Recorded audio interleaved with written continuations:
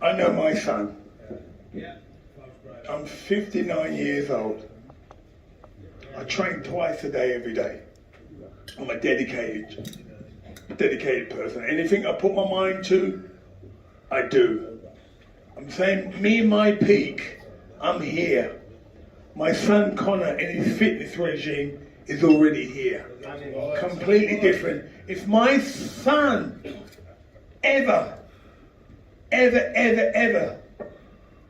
took performance-enhancing drug, I'm sorry to say, I'd hang him out. I'd say, you know what, son? I'd say, son, I love you, but you're on your own.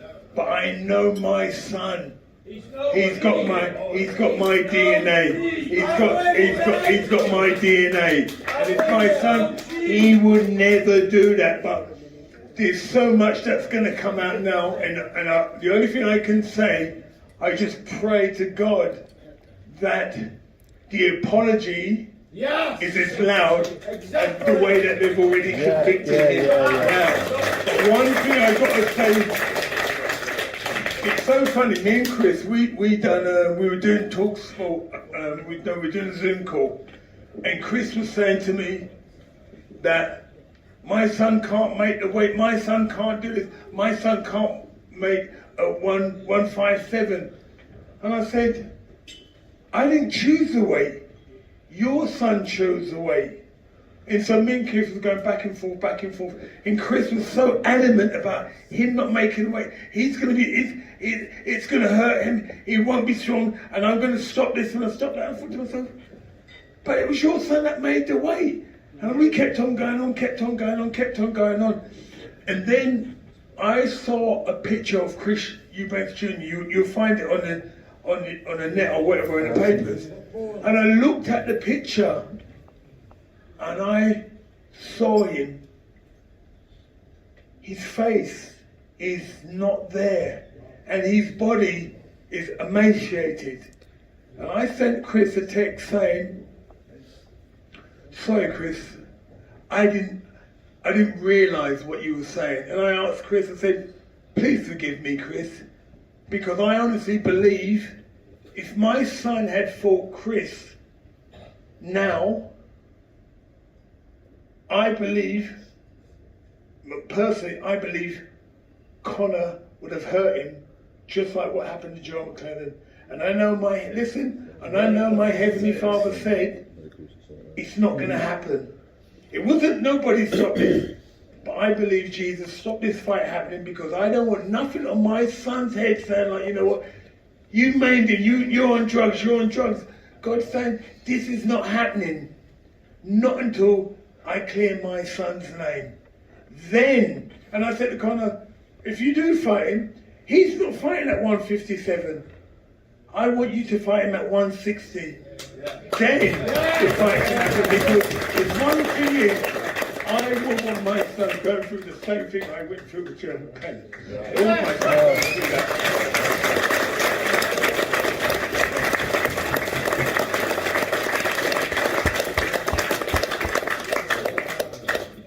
Can I go over to Chris, Nigel, or is there anything you want to add? Nothing. That all I know that my son, there's so much that I would love to say, because we knew about this 3 months ago, where they said there was a trace in it. I thought, you know what? But we carried on training. But then there's so much scientifically I can't say. But we know that we're sending out we're paying for our scientists to go out there and sort this out, because at the end of the day, I know my son. My DNA is in him. Yeah. That's all I need to say. You know me. You all know me. That's it. Chris, I'm going to come over to you now and give your take on this. You've got the close of this, so I know it's also been a very tough time with, as it has for Nigel, with all of this coming out the way it has, the way it's unfolded. So would you kindly just open up and explain your feelings, your thoughts on this? Shh, guys, your thoughts. Over to you.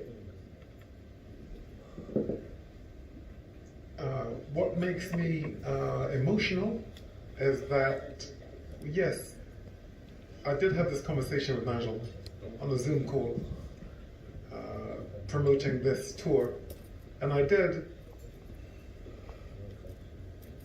was begging, but because of the man that I am, obviously I had to kind of mask it a little bit and say, well, come on, Nigel, you can't let my son come down to 157 because we know Michael Watson happened, John McClellan happened.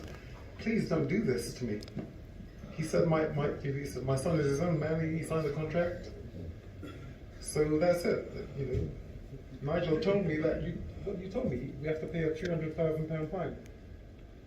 And I said, well, I'm happy to pay the fine, but please don't do this to my son. 100%. Yeah. So, you know, he's 33 years old. When he was 26, he could have actually come down to 157. At 26, you can, but at 33, you can come down, but then you're not going to beat the person in front of you because all you are is hot air. You think you can, but you're not listening, or he wasn't listening to his dad who has been there. And I've named them. Yeah, I've been hurt. So I know, but he wouldn't listen. He wouldn't listen. So you know what I did? What do you think I did? Who? What? Walked away from it. Oh no, I walked away. I never had anything to do with it. I didn't say anything about it. I didn't say anything about it until I actually, because I was actually in South Africa, where is my home now. I was there, and I was taking time to build my new family there. So I didn't know what was going on. I didn't really watch the news, period. I don't look at what's going on in boxing, because I'm busy now in my next life, and it's in South Africa. So what I did one thing, and I believed that it was already done when I asked.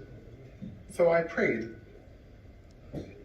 That's what I did. I prayed. I said, please take this over because I can't do it. I don't know how to do it. So please take it over. And I believe that it was done. I'm talking about instantly. I believed it was done. And I never went back on my feeling that it was done. All I done was say, thanks, thank you. Kept on having the belief that it's done. Did Mayweather bother you?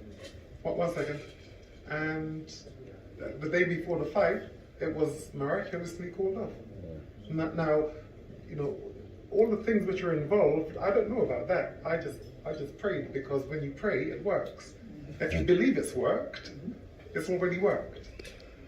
Sounds really strange, I know.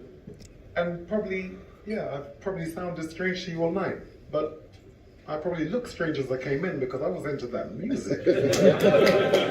But it was good.